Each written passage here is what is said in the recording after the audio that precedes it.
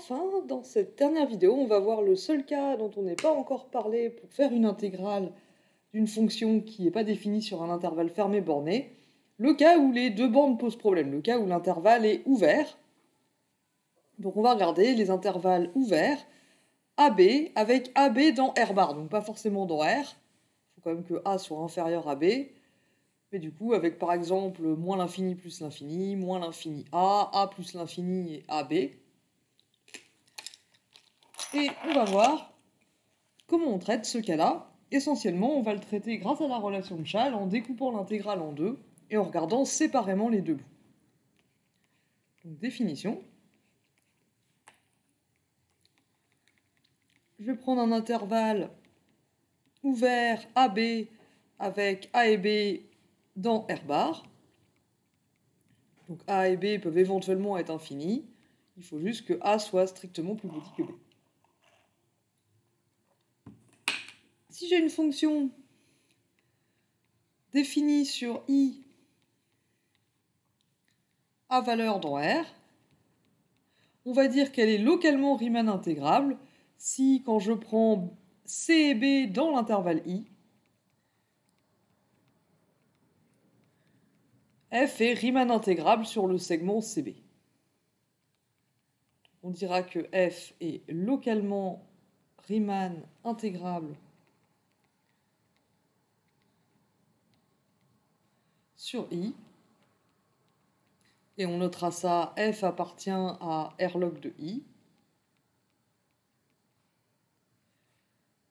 Si, quand je prends deux points CB dans l'intervalle,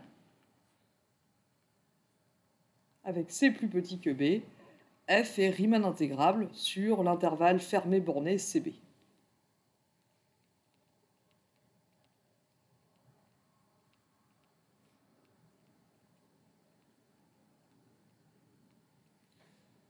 Donc je ne pense pas que cette définition vous étonne beaucoup.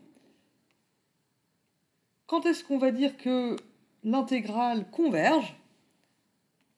Donc on dit que l'intégrale de f sur AB, je rappelle que A et B éventuellement sont infinis. Donc on dit que l'intégrale généralisée de f sur AB converge.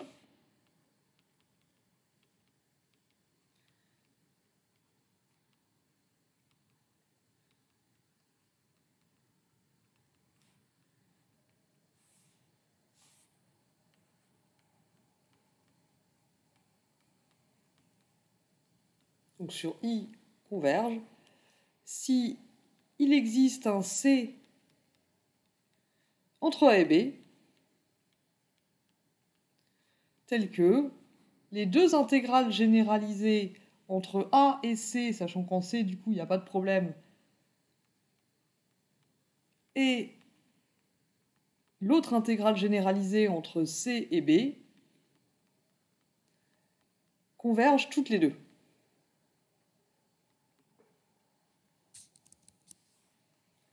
Donc attention ici, il faut que les deux intégrales, les deux sous-intégrales là, convergent toutes les deux. Il ne suffit pas qu'il y en ait une des deux qui fonctionne, il faut que les deux convergent.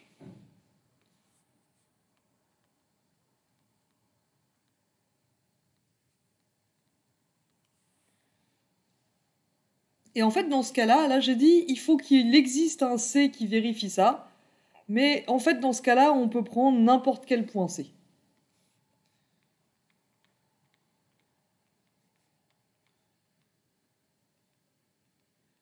Dans ce cas, pour tous C' dans AB, on aura aussi l'intégrale entre A et C' qui converge et l'intégrale entre C' et B qui converge. Donc s'il y en a un qui marche, un C où on découpe, en fait, ils vont tous marcher. Donc c'est pas le choix de C qui va être déterminant pour faire marcher la définition. Ça dépend pas de C.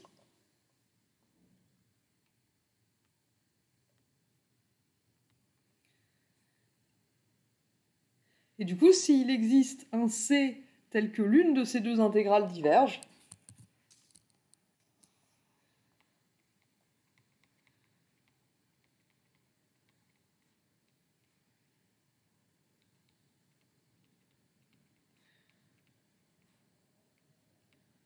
donc l'une des deux diverge, on dira que l'intégrale de f sur AB diverge aussi.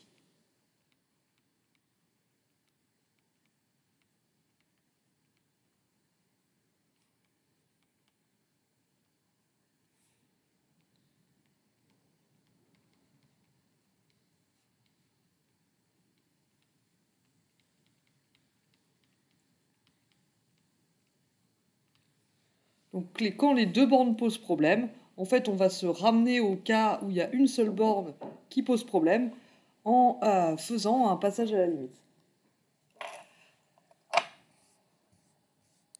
Et du coup, alors voyons un exemple tout de suite, comme ça on verra à quoi ça ressemble. Hop là.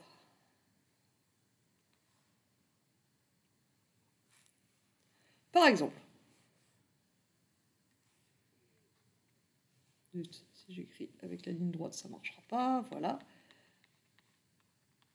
Si on veut regarder l'intégrale de 0 à plus l'infini de 1 sur t carré.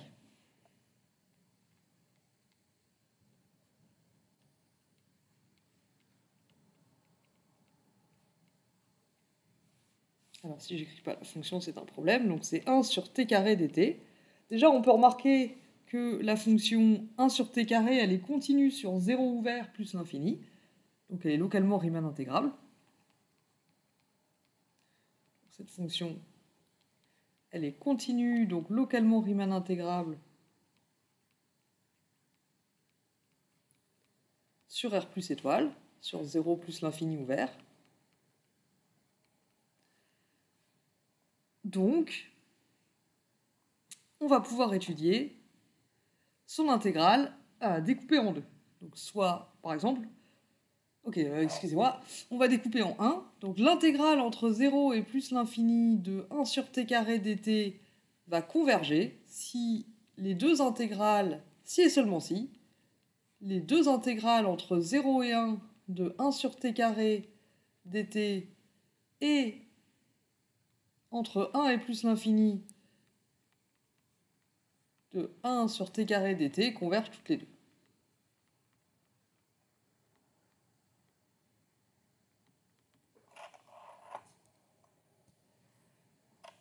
Or ici, l'intégrale entre 0 et 1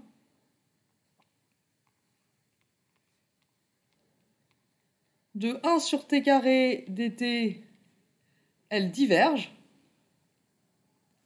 C'est une intégrale entre 0 et 1 de 1 sur t puissance alpha avec alpha qui est plus grand que 1. Et par contre, l'intégrale entre 1 et plus l'infini de 1 sur t carré dt, celle-là va converger. Donc au total, l'intégrale entre 0 et plus l'infini de 1 sur t carré dt, elle diverge. En fait, plus généralement, si vous avez l'intégrale sur 0 plus l'infini d'une fonction du type 1 sur t puissance alpha, bah sur 0,1, pour qu'elle converge, il faut que alpha soit strictement plus petit que 1, plus grand que 1, plus petit que 1. Et pour qu'elle converge sur 1 plus l'infini, il faut que alpha soit strictement plus grand que 1. Donc comme on ne peut pas avoir les deux en même temps, les intégrales sur 0 plus l'infini de 1 sur t puissance alpha, elles divergent toujours.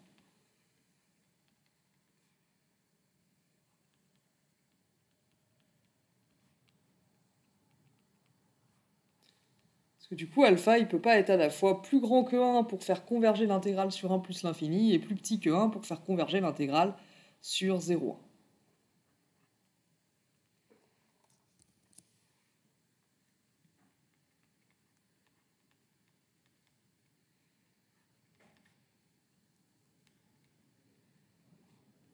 Cette intégrale-là, elle converge si et seulement si l'intégrale sur 0,1 converge et l'intégrale sur 1 plus l'infini converge.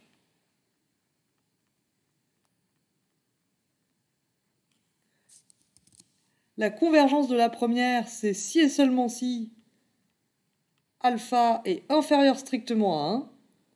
Celle-là, c'est si et seulement si alpha est supérieur à 1 qu'elle converge. On ne peut pas avoir les deux.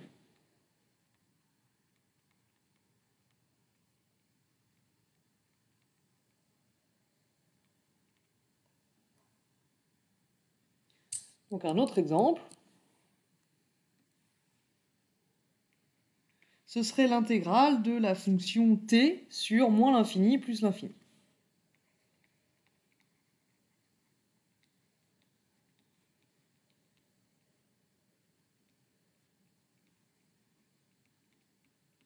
Déjà, la fonction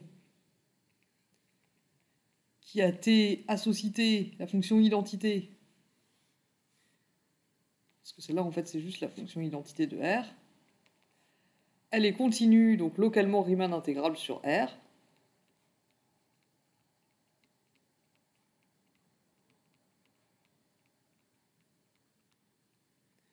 Et donc, l'intégrale sur R tout entier de t dt, ça converge si et seulement si l'intégrale entre moins l'infini et par exemple 0, on peut couper n'importe où, mais ici prenons par exemple 0, et l'intégrale entre 0 et plus l'infini de t dt, il faut que les deux convergent. Je ne sais pas pourquoi j'ai mis un plus. Probablement parce que je pensais à la relation de Chasles. Et du coup, il faut que j'écrive ma phrase. Toc.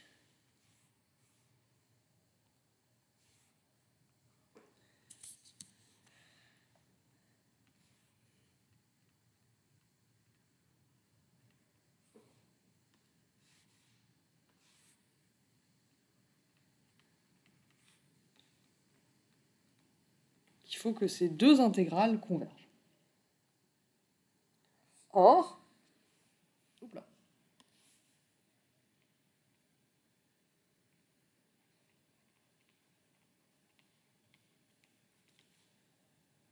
si je regarde la première, l'intégrale entre 0 et moins l'infini de t dt, donc on peut prendre un a inférieur ou égal à 0 et calculer l'intégrale entre a et 0 de t, et ensuite on fait tendre a vers moins l'infini. L'intégrale entre a et 0 de t dt, on connaît une primitive de t dt, c'est t carré sur 2. Donc on a moins a carré sur 2, ça tend vers moins l'infini quand a tend vers moins l'infini.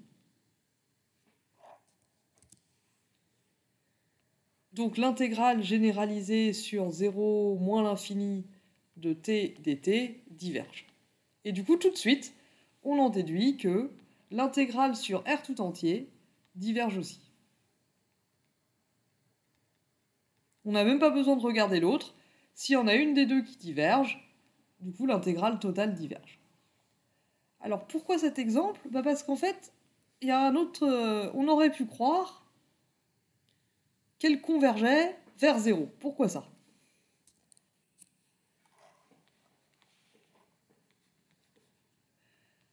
Par contre,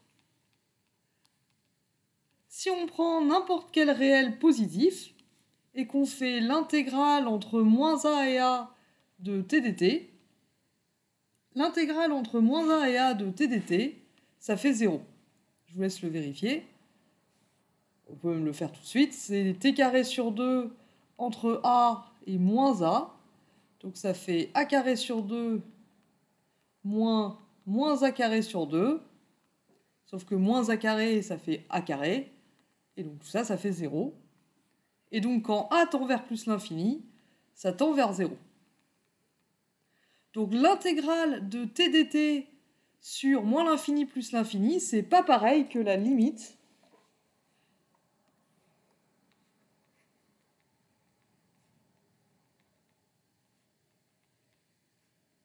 donc celle-là, elle n'est pas définie, et celle-là, et c'est pas la même chose que la limite quand a tend vers 0 de l'intégrale entre, pardon, pas vers 0, vers plus l'infini, de l'intégrale entre moins a et a.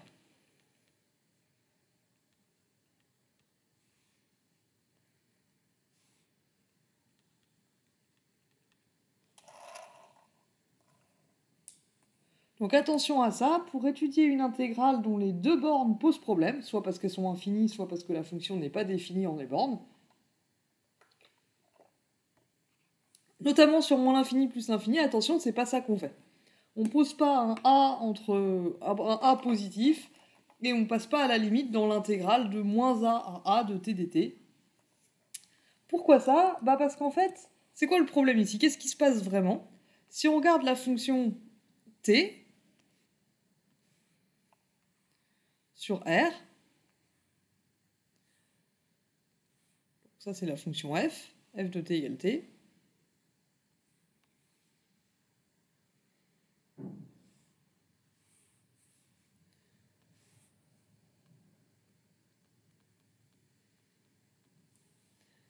si on regarde sur un sous-intervalle moins a, et qu'on calcule l'intégrale, on va avoir l'air sous la courbe ici qui est compté positivement, l'air sous la courbe ici qui est compté négativement, et du coup pour chaque a, on va avoir cette compensation tout pile qui va faire 0.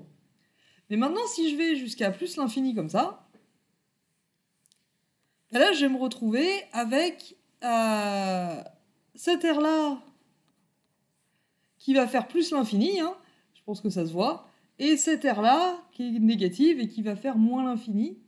Et du coup, pour que ça fasse 0, en fait, ça reviendrait à dire que quand on fait moins l'infini plus l'infini, ça fait 0. Mais ça, on sait bien que c'est plus compliqué que ça. Vous avez fait un cours d'analyse, déjà, vous savez que, non, moins l'infini plus l'infini, ça fait pas 0. C'est compliqué, c'est une indéterminée, ça peut faire beaucoup de choses différentes. Là, c'est le même problème. Donc du coup, même si ça a l'air intuitif, ce truc-là ne nous donne pas l'intégrale de moins l'infini à plus l'infini de f de t dt. Même si l'intégrale entre moins a et a de f de t dt pour une fonction quelconque, ça a une limite quand a tend vers plus l'infini, c'est pas comme ça qu'on fait pour dire que l'intégrale entre moins l'infini et plus l'infini converge, justement parce qu'on pourrait avoir ce genre de phénomène d'indétermination qui passerait sous le tapis, alors que ça devrait pas. Cette intégrale-là, on n'a pas envie de dire qu'elle converge. Et c'était tout ce qu'on avait à dire sur ce chapitre sur les intégrales généralisées. J'espère que c'était clair. Et je vous remercie de votre attention.